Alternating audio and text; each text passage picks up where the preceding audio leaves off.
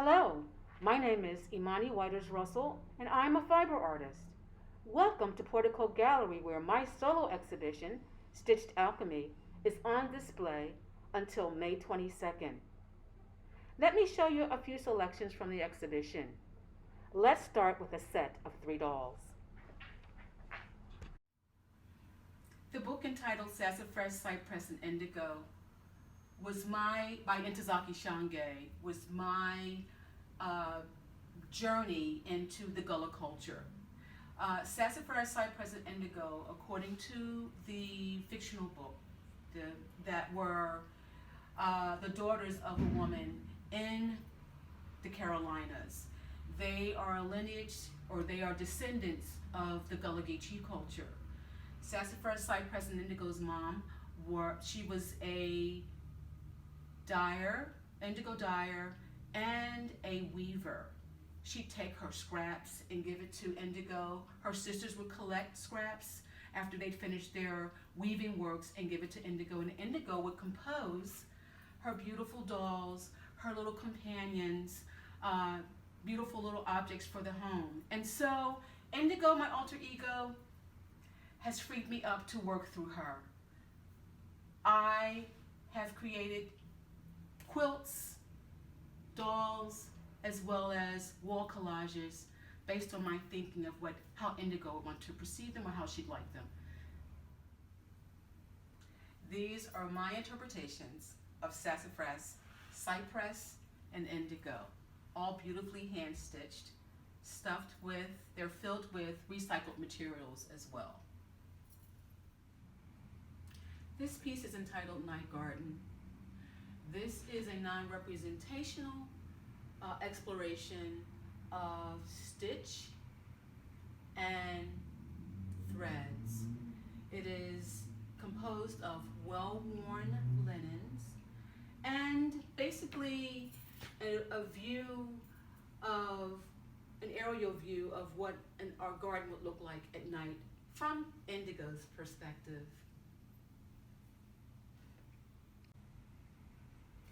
Night Garden is a piece that was composed in a meditative state. It is a play with stitch and color, and it is composed on well-worn linen and recycled felt. This piece basically is non-representational because it's like an ethereal work that didn't require any exactness. So the stitches kind of led themselves. And so also it's a bit of a practice here too with the French knot, which I love. And so you have various depths and widths of the French knot. But it really is it's a meditative piece. If you follow some of the circular lines and try to figure out where it's going in a quiet space, it will sort of captivate you. I call it Night Garden because it was my night garden. This work is entitled Domestic Angel, and this work came out of my honoring my nanas and my aunties that were domestic workers for white suburban families. The responsibility of the domestic angel is to take the prayers and aspirations of those women, or my aunties and my nanas, scrubbing floors, caring for the children of these white families, cooking for them, and at the same time knowing that I don't want this for my kids. I don't want this for my children. I don't want this responsibility for my children's children. But I got to do this work now so that they will have a better life.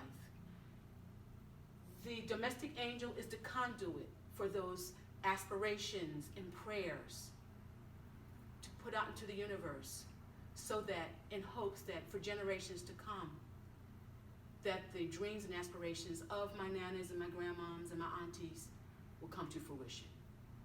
The washboard obviously is used to scrub and wash clothes. And basically the text is what I just basically mentioned about what the responsibility of the domestic angel's job is. This is a freestanding art doll composed of materials that were gifted to me by a local designer. Her name is Brenda Winstead. And so I've hand-stitched each one of I've applied each one of the pieces onto a frame wooden base. The wings, which I have contorted into a heart shape, and the clothespins, which I have painted, is just to illuminate her angel wings. This is my concept of angel wings, as well as her hair, basically general yarn, and feathers that I actually found in my backyard for more decor. The washboard has the text. I am the angel of the domestic, the celestial attendant that watched over your nanas and your big mamas, aunties and sisters as they scrubbed till their knuckles turned white, cleaning other folks' houses and washing their clothes. These women gave the best of themselves to do what they thought was necessary, to take care of the families they loved so deeply. She, the domestic, was a proud and diligent woman, sometimes working herself into a trance. In her meditative state, I could clearly hear her thoughts and prayers. They were mantras for a better life, particularly for her children. It was my duty to show her glimpses of a brighter tomorrow and to forward her prayers to the Lord. She knew that opportunities for her children and her people would get better, and so she continued to do what she had to. They all did. And I, the angel of the domestic, always remained true to my duty as I made sure that their hard work and steadfast dreams were not in vain. Ode to James Baldwin is my response to Raoul Peck's I Am Not Your Negro, which is a documentary film that came out about 3 years ago that depicts James Baldwin's work an unfinished work during the Civil Rights Movement in 1968, of that period. Basically, it has to do with his strife with how he can contribute to the movement, why he should and how he could. I saw the movie 3 times, and I was really affected by it, and I really wanted to say something. I wanted to express myself regarding the work. So, how could I bring the past to the future? And so I used a scrap of my grandmother's quilt that I had for years, and I used what I consider a more contemporary figure, a black woman, glasses, studious. And as I'm composing this piece, I'm thinking that these stitches, the red stitches, has to do with the bloodline from then to now, the blackness of our skin, and the fact that I've used my grandmother's antique quilt to create a more contemporary piece, to me bridges that concept, bridges that idea. Her book, entitled, it basically has James Baldwin and the date of his life, but it actually possesses a quote from Mr. Baldwin's, from the script, from Raoul Peck's script, I Am Not Your Negro. One night, I was trying to figure out how to finish the piece, and it came to me that I should give her a snip that overlaps the actual quilt. And with that, it came to me that I should write the title, I Am Not Your Negro. And so here, repetitively in Sharpie, I have written, I am not your Negro. And that actually was the basic final aspect of this work. Ode to James Baldwin. So Gullah Grace, this life-size image, in my opinion, obviously encompasses the strength and the beauty of the women, particularly of that period of time. Yes, the Gullah culture still exists, albeit in small measure. Some of the language is still spoken, but the kind of overpowering strength was the strength of the women during that period of time, where they took care of their children, they grew the rice, they had the gardens, but at the same time, they would envelope themselves in beauty when it came time to rest or to interact or to go to church even, or to become involved in any of their religious practices.